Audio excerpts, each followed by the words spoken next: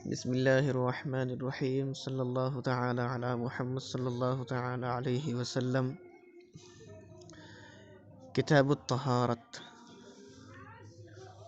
المیاہ التی یجوز التطہیر بها سبعة میاہ، ماء السماء وماء البحر وماء النہر وماء البئر وما ذاب من الثلج والبرد وماء العین۔ کتاب الطہارت، یہ کتاب ہے طہارت کے بیان میں۔ دیکھیں، سب سے پہلے کتاب سن لیں، کتاب کہتے کسے ہیں؟ تو کتاب جو ہے یہ کتابت سے مشتق ہے، اور کتابت کے لغوی معنی ہوتے ہیں لکھنا، حروف کو جمع کرنا، اور اصطلاح میں جو ہے وہ کتاب مسائل کے مستقل مجموعے کو کہتے ہیں۔ مسائل کے مستقل مجموعے کو کہتے ہیں جو معتبر اور مختلف اقسام پر مشتمل ہو یا نہ ہو۔ یعنی اس کتاب میں مثال کے طور پر جو ہے اب یہ کتاب الطہارت ہے، تو اب اس کتاب میں جو ہے طہارت کے مسائل ہی ذکر کیے جائیں گے۔ کتاب الصلاۃ ہے تو اس میں صلاۃ کے نماز کے مسائل ہی ذکر کیے جائیں گے۔ اب دیکھیں، طہارت جب ہم اس کو طا کے فتحے کے ساتھ پڑھتے ہیں، طہارت، طا پر زبر جب پڑھتے ہیں تو یہ مصدر ہوتا ہے، اور یہ نظافت کے معنی میں ہوتا ہے، پاکی کے معنی میں ہوتا ہے۔ جب ہم اس کو طہارت پڑھیں گے، طہارت یعنی طا کے کسرے کے ساتھ، طا پر زیر دے کر، تو اس کا معنی ہوگا اعلی نظافت، یعنی جس برتن میں پانی کر کے ہم طہارت حاصل کر رہے ہیں اس برتن کو طہارت بولیں گے، اس چیز کو طہارت کہیں گے۔ اور جب ہم اس کو طا کے ضمے کے ساتھ یعنی طہارت جب ہم اس کو پڑھیں گے طا پر پیش دے کر، تو یہ اس پانی کا نام ہو جائے گا جس سے پاکی حاصل کی جائے۔ اور دیکھیں، طہارت کا جو شرعی معنی ہے، اصطلاحی معنی، وہ یہ ہے کہ شریعت میں حدث اور خبث کو دور کرنے کا نام طہارت ہے۔ حدث اور خبث دور کرنے کے لیے، ناپاکی دور کرنے کے لیے یا بے وضوئی دور کرنے کے لیے جو ہے ہم جو بھی عمل کرتے ہیں اس کو طہارت کہا جاتا ہے۔ طہارت کی دو قسمیں ہیں، ایک طہارت صغریٰ ہوتی ہے، ایک طہارت کبریٰ ہوتی ہے۔ طہارت صغریٰ یعنی وضو، طہارت کبریٰ یعنی غسل۔ تو جن چیزوں سے غسل فرض ہو اسے حدث اکبر کہیں گے، اور جن چیزوں سے غسل جو ہے صرف وضو لازم آتا ہو تو انہیں جو ہے حدث اصغر کہیں گے۔ اب دیکھیں، اس میں ایک اعتراض یہ پیدا ہو رہا ہے کہ دیکھیں، کتاب الطہارت یعنی طہارت کو نماز پر مقدم کیوں کیا ہے؟ پہلے کتاب الطہارت لے کے آئے ہیں، حالانکہ کتاب الصلاۃ لے کے آنا چاہیے تھا، کیونکہ جو ہے تمام عبادات میں جو ہے نماز سب سے اہم عبادت ہے، تو جو ہے عبادت تو نماز کو لے کر کے آنا چاہیے تھا، لیکن نماز پر مقدم کر دیا ہے انہوں نے طہارت کو۔ تو ایسا کیوں ہے؟ تو جواب یہ دے رہے ہیں کہ دیکھیں، اس کی وجہ یہ ہے کہ مشروعات جو ہیں وہ چار ہیں۔ مشروعات یعنی جو چیز دین میں رائج ہوں، وہ مشروعات چار ہیں۔ ایک تو خالص حقوق اللہ، صرف اللہ کے حقوق، اور ایک خالص حقوق العباد یعنی صرف بندوں کے حقوق۔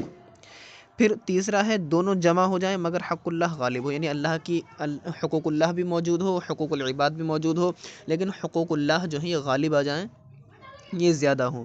اور چوتھا ہے کہ حقوق اللہ بھی جو ہے موجود ہو اور حقوق العباد بھی، اور یہاں پر حقوق العباد غالب آ جائے۔ تو اب جو ہے یہ چار صورتیں ہیں، مشروعات جو ہیں یہ چار ہیں۔ تو اب حقوق اللہ جو ہے یہ حقوق اللہ کو دیگر مشروعات پر جو ہے مقدم اس لیے کیا کہ حق اللہ کی عظمت دیگر حقوق سے زیادہ ہے۔ حقوق اللہ کو جو ہے دیگر مشروعات پر یعنی یعنی نماز کو جو ہے مقدم اس لیے کیا کہ وہ جو ہے تمام حقوق سے زیادہ معتبر ہے، اور جو ہے مطلب طہارت کو اس لیے جو ہے نماز کو مقدم باقی عبادت پر اس لیے کیا کہ یہ ارکان اسلام میں سب سے زیادہ قوی رکن ہے، اور طہارت جو ہے، طہارت یہ جو ہے نماز کی شرط ہے، اور شرط جو ہوتی ہے وہ شے سے مقدم ہوتی ہے، اسی وجہ سے طہارت کو نماز پر مقدم کیا۔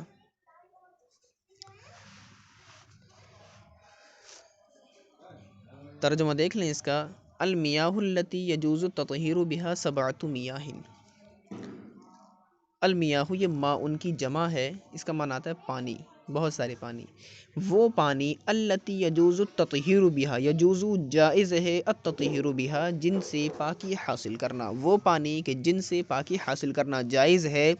سبعۃ میاہ وہ 7 پانی ہیں۔ یہاں پر یجوز جو ہی یصح کے معنی میں ہے، یجوز یصح کے معنی میں ہے، کیونکہ یہاں پر کلام اس بارے میں ہے کہ جس کے ساتھ پاکیزگی حاصل کرنا درست ہے۔ جس کے ساتھ پاکیزگی حاصل کرنا درست ہے، کیونکہ دیکھیں کسی چیز کا صحیح ہونا یہ جواز سے، جائز ہونے سے عام ہوتا ہے۔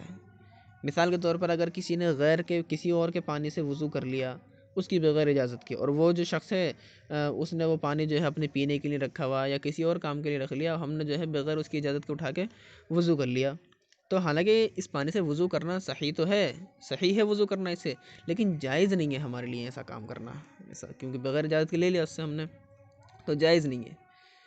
تو بیان فرما رہا ہے المیاہ التی یجوز التطہیر بها سبعۃ میاہ کے 7 پانی ایسے ہیں کہ جن سے پاکی حاصل کرنا جائز ہے، وہ ایک ہے ماء السماء آسمان کا پانی، وہ ماء البحر سمندر کا پانی، وہ ماء النہر اور نہر کا پانی، وہ ماء البئر اور کنویں کا پانی، وہ ماء ذاب اور جو پگھلا ہو من الثلج برف سے، والبردی اور اولے سے، جو اولے اور برف سے پگھلا ہو وہ پانی، وماء العین اور چشمے کا پانی، یہ پانی ایسے ہیں کہ ان سے پاکی حاصل کرنا جائز ہے۔ اب دیکھیں المیاہ جو ہے، المیاہ یہ جمع کثرت ہے، اور اس کی جمع قلت جو آتی ہے، جمع قلت وہ امواہن آتی ہے۔ جمع کثرت اور جمع قلت میں فرق یہ ہے کہ جمع قلت جو ہے وضع کے اعتبار سے 3 سے لے کر 10 تک پر دلالت کرتی ہے، اور جمع کثرت جو ہے وہ 10 سے آگے تک پہ دلالت کرتی ہے، جمع کثرت۔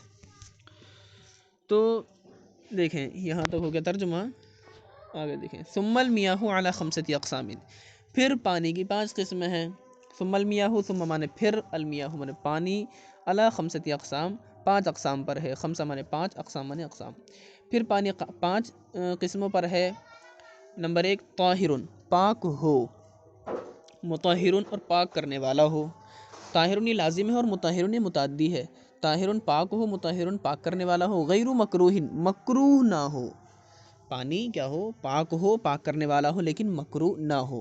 اور وہ کون سا پانی ہے جو پاک بھی ہے اور پاک کرنے والا بھی ہے اور مکروہ بھی نہیں ہے؟ وہو الماء المطلق، وہ ہے ماء مطلق، وہ ماء مطلق ہے۔ اب دیکھیں ماء مطلق جو ہے اس کی بہت ساری جو ہے تعریفات علماء اکرام نے بیان فرمائی ہیں کہ مطلق وہ شے ہے کہ نفس ذات پر دلالت کرے اور کسی صفت سے غرض نہ رکھے، اور ایک تعریف یہ کی ہے کہ مطلق وہ ہے جو اپنی پیدائشی اوصاف پر باقی ہو، ایک تعریف یہ ہے کہ مطلق وہ پانی ہے کہ جو اپنی رقت اور سیلان پر باقی ہو، رقت یعنی پتلا پن، سیلان یعنی بہاؤ، اور جو ہے ایک تعریف یہ کی ہے کہ جس کے لیے کوئی نیا نام پیدا نہ ہوا ہو، اور جو ہے ایک تعریف اس کی یہ کی ہے مطلق کی کہ جسے دیکھنے والا دیکھ کر پانی کہے۔ لیکن اعلیٰ حضرت رحمۃ اللہ علیہ فتاوی رضویہ شریف میں مطلق کی تعریف یہ فرماتے ہیں کہ وہ پانی کہ اپنی رقت طبعی پر باقی ہے اور اس کے ساتھ کوئی ایسی شے نہ ملے جو اس سے مقدار میں زائد یا مساوی ہو یعنی برابر ہو، نہ ایسی شے ملے کہ جو اس کے ساتھ مل کر مجموع یعنی ایک دوسری جو اس کے ساتھ مل کر ایک دوسری شے بن جائے۔ جیسے مثال کے طور پہ ہم اگر جو ہے پانی میں نمک مرچ وغیرہ ڈال دیں اور کوئی سبزی وغیرہ یا کچھ بھی ڈال دیں تو وہ شوربہ بن جائے گا وغیرہ، اسی طرح جو ہے مطلب بدل جائے گا اس کا، وہ دوسری شے نہ بن جائے کوئی دوسری چیز اس کے اندر مل کر۔ تو یہ ہوتا ہے ماء مطلق۔ پھر فرما رہے ہیں کہ دوسری قسم یہ تو ہو گئی، یہ جو 5 قسمیں بیان کر رہے ہیں کہ پانی کی 5 قسمیں، تو ان میں سے ایک تو انہوں نے قسم بیان کر دی کہ وہ ماء مطلق ہے جو پاک بھی ہے اور پاک کرنے والا بھی ہے اور مکروہ بھی نہیں ہے۔ اب دوسری قسم بیان کر رہے ہیں کہ وہ طاہر، پاک ہے اور پاک ہو، مطہر اور پاک کرنے والا بھی ہو، مکروہ اور وہ مکروہ ہو۔ ایک تو یہ ہے کہ ماء مطلق ہو، مکروہ نہیں ہوگا، پاک بھی ہوگا، پاک کرنے والا بھی ہوگا، لیکن دوسری قسم میں یہ کہہ رہے ہیں کہ وہ پاک تو ہوگا، پاک کرنے والا بھی ہوگا لیکن مکروہ ہوگا، اس سے وضو کرنا کیا ہوگا، مکروہ ہوگا۔ وہ کون سا پانی ہے، وہ ہے اور وہ ہے ما شرب منہ الحرۃ، ما شرب منہ جس میں سے پیا ہو، الحرۃ بلی نے، ونحوها یا اس کے جیسے کسی جانور نے، وکانا قلیلا اور وہ تھوڑا ہو، اس کے جیسے کسی جانور نے، جیسے چوہا ہے، چھچندر ہے، یا شکاری پرندے ہوتے ہیں جیسے باز ہو گیا، شکرا ہو گیا، چیل ہے، تو ان تمام کا جوٹھا بھی جو ہوتا ہے وہ ناپاک، وہ جوٹھا مکروہ ہوتا ہے، ان کے جوٹھے پانی سے وضو مکروہ ہوگا، وضو ہو جائے گا لیکن مکروہ ہوگا وضو۔ اب یہاں پر انہوں نے قلیل کی قید لگائی ہے کہ وہ پانی تھوڑا ہو، وکانا قلیلا اور وہ تھوڑا ہو، تو دیکھیں قلیل کی قید اس لیے لگائی ہے کہ جاری پانی میں سے اگر یہ جانور پی لیں، اگر کوئی جاری پانی ہے مثلا جو ہے ندی ہے چل رہی ہے، ندی نہر چل رہی ہے، تو یہ جاری پانی ہوتا ہے، رکا ہوا پانی نہیں ہوتا ہے، تو اگر اس میں سے یہ لوگ پی لیں گے تو وہ پانی مکروہ نہیں ہوگا، وہ پانی مکروہ نہیں ہوگا۔ تو آج ہم نے 2 قسمیں یاد تک پڑھی، انشاءاللہ کل کو تیسری قسم سے پڑھیں گے۔ صلی اللہ علیہ محمد صلی اللہ علیہ وسلم۔